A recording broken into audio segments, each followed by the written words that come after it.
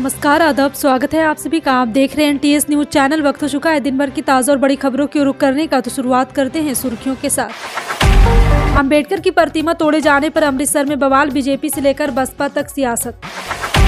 अरविंद केजरीवाल ने जारी किया आपका मैनिफेस्टो, गिनाई ये 15 गारंटियां। महाराष्ट्र में फिर खलबली, शुरू हुआ ऑपरेशन टाइगर, उद्धव ठाकरे के 6 सांसद एकनाथ शिंदे। मोदी सरकार से किसानों की ढेर सारी उम्मीदें, पीएम किसान राशि हो 2 गुना। गंगा में डुबकी लगाने से गरीबी दूर नहीं होगी, मल्लिकार्जुन खड़गे ने बोलकर मांग ली माफी। Lalu Yadav father of crime, BJP leader के बयान पर सियासी बवाल। जी हां, एक एक करके पूरी जानकारी आपको विस्तार से देंगे, लेकिन उससे पहले एक छोटी सी रिक्वेस्ट करेंगे दोस्तों। अगर आपको भी लगता है देश में होने वाले तमाम चुनाव ईवीएम से ना होकर के बैलेट पेपर पर होना चाहिए, अगर आप भी हमारी बात का समर्थन करते हैं तो आप इस वीडियो को लाइक करके चैनल को सब्सक्राइब कर लीजिए और वीडियो को ज़्यादा से ज़्यादा लोगों में शेयर कीजिए। और आप किस राज शहर से न्यूज को देख रहे हैं कॉमेंट में जरूर लिखिए। चलिए वीडियो को स्टार्ट करते हैं। बता दें, भारतीय जनता पार्टी से लेकर बहुजन समाज पार्टी तक सियासी दलों ने पंजाब की आम आदमी पार्टी सरकार का घेराव किया है। भारतीय जनता पार्टी के साथ साथ बहुजन समाज पार्टी ने आम आदमी पार्टी की सरकार पर निशाना साधा है। अमृतसर में भीमराव अंबेडकर की प्रतिमा तोड़े जाने के बाद बवाल मच गया है। भारतीय जनता पार्टी से लेकर बहुजन समाज पार्टी का सियासी घेराव हो चुका। बीजेपी सांसद योगेंद्र चंदोलिया ने आप चीफ अरविंद केजरीवाल को पत्र लिखकर कहा, बीजेपी नेता अंबेडकर प्रतिमा पर श्रद्धांजलि देने के लिए अमृतसर जाना चाहते हैं। केजरीवाल पर निशाना साधते हुए चंदोलिया ने कहा, वह दिल्ली की कानून व्यवस्था की बात करते हैं, लेकिन पंजाब का क्या होगा। मध्य प्रदेश परिवहन विभाग के पूर्व सिपाही सौरभ शर्मा ने भोपाल में कोर्ट में सरेंडर के लिए अपने वकील के माध्यम से आवेदन लगाया है। कोर्ट ने सौरभ की केस डायरी मंगवाई है। केस डायरी आने के बाद अदालत मंगलवार को मामले की सुनवाई करेगी। आयकर विभाग यानी आईटी प्रवर्तन निदेशालय ईडी और एमपी लोकायुक्त की छापेमारी के बाद से सौरभ फरार चल रहा है। सोमवार को कोर्ट में सौरभ ने वकील सूर्यकांत भोजादे के जरिए सरेंडर की याचिका लगवाई। इस मामले को लेकर लोकायुक्त डीएसपी लोकायुक्त वीरेंद्र सिंह जिला न्यायालय पहुंचे। इसके अलावा दूसरे अधिकारी भी मौजूद रहे। कोर्ट इस मामले में आगे विधिवत तरीके से आगे बढ़ेगा। कांग्रेस के वरिष्ठ नेता राहुल गांधी मध्य प्रदेश में हैं। उन्होंने मऊ में जय बाबू, जय भीम, जय संविधान रैली को संबोधित किया। इस दौरान उन्होंने कहा कि हिंदुस्तान में विचारधारा की लड़ाई चल रही है।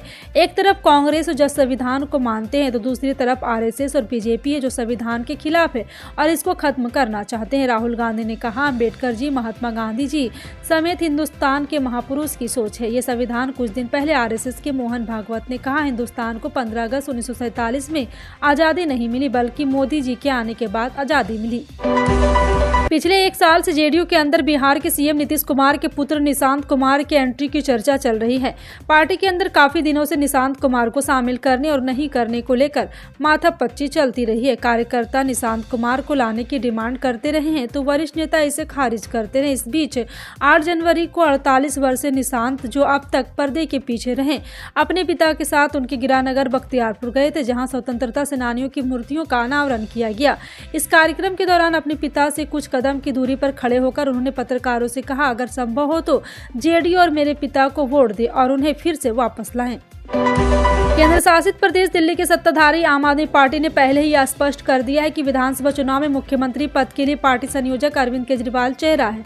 सत्ताधारी दल के सीएम कैंडिडेट अरविंद केजरीवाल ने अब अपने डिप्टी सीएम के नाम का भी ऐलान कर दिया है। केजरीवाल ने 26 जनवरी को जंगपुरा विधानसभा क्षेत्र में हुई रैली में ऐलान किया कि मनीष सिसोदिया उनकी सरकार में डिप्टी सीएम होंगे। केजरीवाल ने सिसोदिया को अपना सबसे प्रिय, अपना सेनापति कहा। जंगपुरा सीट से सिसोदिया ही उम्मीदवार है और केजरीवाल उनके पक्ष में रैली करने पहुंचे थे। अब सवाल है कि केजरीवाल को डिप्टी सीएम के लिए मनीष सिसोदिया के नाम का ऐलान क्यों करना पड़ा। इसे 4 पॉइंट में समझा जा सकता है। दिल्ली की सत्ताधारी आम आदमी पार्टी ने विधानसभा चुनाव के लिए अपना मैनिफेस्टो जारी कर दिया। आम आदमी पार्टी के मैनिफेस्टो में दिल्ली वालों के लिए रोजगार का वादा किया है और साथ ही साथ आपको बता दें कि पार्टी ने महिला सम्मान योजना के तहत महिलाओं को 2100 रुपये हर महीने देने, बुजुर्गों के लिए संजीवनी योजना के तहत मुफ्त इलाज का वादा किया है। आम आदमी पार्टी का मैनिफेस्टो जारी करते हुए मुख्यमंत्री पद के उम्मीदवार अरविंद केजरीवाल ने गलत बिजली बिल माफ करने की भी गारंटी दी है। अरविंद केजरीवाल ने डॉक्टर भीमराव अंबेडकर के नाम पर स्कॉलरशिप योजना शुरू करने का वादा किया और कहा है कि दलित वर्ग के बच्चों को विदेश में पढ़ाई का खर्च दिल्ली सरकार उठाएगी। वक्त संशोधन बिल पर बनी जेपीसी बैठक में समाप्त हो गई है। संसदीय समिति ने सोमवार को सत्तारूढ़ भाजपा के नेतृत्व वाले एनडीए सदस्यों द्वारा प्रस्तावित सभी 14 संशोधनों को स्वीकार कर लिया। वहीं विपक्षी सदस्यों द्वारा पेश किए गए हर बदलाव को अस्वीकार कर दिया गया। समिति के अध्यक्ष जगदम्बिका पाल ने बैठक के बाद संवाददाताओं से कहा है कि समिति द्वारा अपनाए गए संशोधन से कानून बेहतर और प्रभावी बनेगा। शिवसेना प्रवक्ता आनंद दुबे ने महाकुंभ 2025 को लेकर कांग्रेस नेता हुसैन दलवाई के बयान पर पलटवार किया। आनंद दुबे ने कांग्रेस नेता से पूछा कि क्या कभी भी उन्होंने इस उत्सव में हिस्सा लिया है या इसे सिर्फ टीवी पर देखते हैं। दरअसल रविवार को दलवाई ने महाकुंभ मेला 2025 की व्यवस्था पर असंतोष जताया था। उन्होंने दावा किया कि बड़ी संख्या में श्रद्धालु के ठहरने के लिए बेहतर सुविधा और प्रबंध की आवश्यकता है। उनके इस पर शिवसेना यूबीटी नेता ने प्रतिक्रिया दी। उन्होंने कहा, हुसैन दलवाई को कुछ भी कहने से पहले सोचना चाहिए। केंद्रीय मंत्री और बीजेपी के फायर ब्रांड नेता गिरिराज सिंह ने बांग्लादेशी मुसलमान और रोहिंग्या की पहचान को लेकर बड़ा दावा किया है। उन्होंने यह भी बताया कि कैसे देश में डेटा को लीक किया जा रहा है। गिरिराज सिंह ने सोमवार को इस संबंध में अपने एक्स अकाउंट के एक वीडियो बयान पोस्ट किया है। साथ ही केंद्रीय मंत्री ने बंगाल के मुख्यमंत्री ममता बनर्जी पर भी हमला बोला। गिरिराज सिंह ने कहा, देश के सामने बांग्लादेशी घुसपैठी की और रोहिंग्या घुसपैठी दोनों एक बड़ी समस्या बन गए। बंगाल की ममता बनर्जी गेटवे बन गई है। वैसे तो 1971 से बांग्लादेशी घुसपैठिए आए हैं, लेकिन ममता बनर्जी के समय रोहिंग्या बांग्लादेशी दोनों आए। अब ये देश के अंदर एक ऐसा माहौल बना है जो कट्टरपंथियों की एक जमात बन गई है। कोलंबिया के राष्ट्रपति मुस्ताफो पेट्रो ने अमेरिका के राष्ट्रपति डोनाल्ड ट्रंप की तीखी आलोचना की। उन्होंने कहा है कि अमेरिकी राष्ट्रपति लालच की वजह से मानव प्रजाति को खत्म करने जा रही। अमेरिका और कोलंबिया अवैध प्रवासियों के मामले को लेकर आमने सामने आ गए। प्रवासियों को निर्वाचित करने के लिए बोगोटा आ रहे 2 अमेरिकी सैन्य विमान को कोलंबिया की एंट्री इजाजत नहीं मिली थी। बिहार की सियासत में क्राइम को लेकर हमेशा राजनीति गर्म होती रही है। सत्ता बदलने के बाद नेता प्रतिपक्ष तेजस्वी यादव जहां बिहार सरकार पर लगातार क्राइम को लेकर सवाल खड़े करते रहे, वहीं अब बीजेपी के प्रदेश अध्यक्ष दिलीप जायसवाल ने बड़ा बयान देकर राजनीति गर्मा दी है। दिलीप जायसवाल ने बड़ा सवाल खड़ा करते हुए लालू परिवार पर जमकर निशाना साधा है। उन्होंने कहा है कि लालू परिवार को अगर प्राइज मिले तो वह फादर ऑफ क्राइम होंगे। दिलीप जायसवाल ने यह भी कहा है कि नीतीश कुमार के शासन में कानून का राज है। अभी से लेकर चुनाव तक विपक्ष कुछ कहने लायक नहीं है। महाराष्ट्र में निकाय चुनाव से पहले एक बार फिर बड़ा खेल होने वाला है। रिपोर्ट के मुताबिक डिप्टी सीएम एकनाथ शिंदे भाजपा के साथ मिलकर ऑपरेशन टाइगर को अंजाम देने की रणनीति बना रहे हैं। इनमें से उनको बड़ी सफलता भी मिलती दिख रही है। इसी कारण राज्य की राजनीति में खलबली मच गई है। इस ऑपरेशन के तहत शिवसेना ठाकरे गुट के 6 सांसद और कुछ विधायक शिंदे गुट में शामिल होने वाले हैं। इस बीच इसकी शुरुआत भी होती दिख रही है। चर्चा है कि धाराशिव से सांसद ओमराज नीलांबर शिंदे गुट की ओर जा रहे हैं। ये चर्चाएं धरासावी में हुई जिला आयोजना समिति के बैठक के बाद उठी है। एक और जहां शिंदे की ऑपरेशन टाइगर की चर्चा चल रही, वहीं दूसरी ओर खुद सांसद ओमराजे नीलांबर ने अपनी स्थिति स्पष्ट कर दी है। दिल्ली विधानसभा चुनाव के दौरान आप प्रमुख अरविंद केजरीवाल ने महाराष्ट्र की भाजपा सरकार पर बड़ा हमला बोला है। उन्होंने कहा है कि महाराष्ट्र में विधानसभा चुनाव से पहले वहां की भाजपा के नेतृत्व वाली महायुति सरकार ने जिस लड़की बहन योजना को लॉन्च किया था, उसकी लाभार्थी से अब उल्टे वसूली कर रही है। दरअसल महाराष्ट्र में बीते लोकसभा चुनाव में भाजपा के नेतृत्व वाले महायुति की हार के बाद राज्य की एकनाथ शिंदे देवेंद्र फडणवीस की सरकार ने लड़की बहन योजना की शुरुआत की थी। इस योजना के तहत राज्य में करीब 90 लाख महिलाओं के मासिक 1500 रुपये का भुगतान किया गया। चुनाव से पहले कई महीनों के लिए योजना की राशि एडवांस में दे दी गई है। मऊ में संविधान रैली को संबोधित करते हुए कांग्रेस अध्यक्ष मल्लिकार्जुन खड़गे ने कहा है कि आप सभी लोग अंबेडकर बन जाएंगे तो यह बीजेपी की सरकार हिल जाएगी। इस दौरान उन्होंने ये भी कह दिया कि गंगा में डुबकी लगाने से गरीबी दूर नहीं होगी। उनका इशारा महाकुंभ में डुबकी लगाने की तरफ था। उन्होंने गलती का एहसास हुआ तो उन्होंने कहा कि हमारी मकसद किसी को ठेस पहुंचाना नहीं, ठेस पहुंची है तो माफी मांगता हूँ। प्रयागराज में सनातनी आस्था के पर्व महापर्व महाकुंभ का 15वां दिन हो गया है। सुबह से ही लाखों श्रद्धालु संगम में डुबकी लगा रहे। महाकुंभ में भीड़ लगातार रिकॉर्ड तोड़ रही।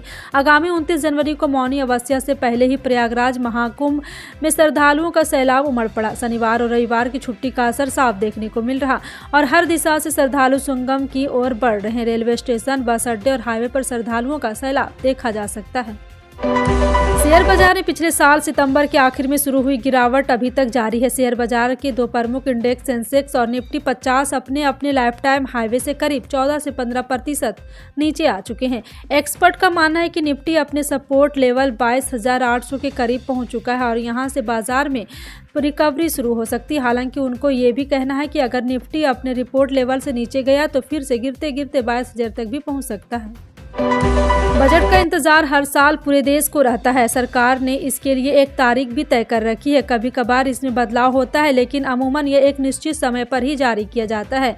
जैसे पिछले साल का पूर्ण बजट 23 जुलाई 2024 को जारी किया गया था। ऐसे में अगर आपके मन में भी यह सवाल उठ रहा है कि इस बार किस तारीख को बजट जारी होगा, तो इस कन्फ्यूजन को दूर कर लीजिए। इस बार भी बजट अपनी निश्चित तारीख 1 फरवरी सुबह 11 बजे ही बजट पेश किया जाएगा। 1 फरवरी को वित्त मंत्री निर्मला सीतारमण आम बजट पेश करने वाली है। मोदी सरकार से किसानों की ढेर सारी उम्मीदें हैं। इनमें पीएम किसान सम्मान निधि योजना के तहत किसानों को दी जाने वाली 6,000 की सहायता राशि को दुगना करके 12,000 रुपये सालाना करना, न्यूनतम समर्थन मूल्य के तहत अधिक फसलों को लाना शामिल है। साथ में किसान क्रेडिट कार्ड की क्रेडिट लिमिट बढ़ाने जैसे होंगे शामिल। बता दें कि वेडिंग सीजन में सोने की कीमत और यहाँ पे चर्चा का विषय बना हुआ है। सोना अपने ऑल टाइम हाई पर पहुँच गया है, लेकिन इसके बीच राहत की खबर मिली है। सोने के रेट में बड़ी गिरावट दर्ज की गई है। सोने की कीमत में बड़ी गिरावट देखने को मिली। सोना आज 80,430 रुपये प्रति 10 ग्राम से सस्ता होकर 80,048 रुपये प्रति 10 ग्राम पर पहुँच गया है। वहीं चांदी की कीमत आज गिरकर 89,856 रुपये प्रति किलोग्राम पर पहुँच गई है। फिलहाल आपका इन सभी खबरों पर क्या कहना है, कॉमेंट सेक्शन में टाइप करके जरूर बताएं। मिलते हैं अगली बड़ी खबर में, तब तक के लिए जय हिंद।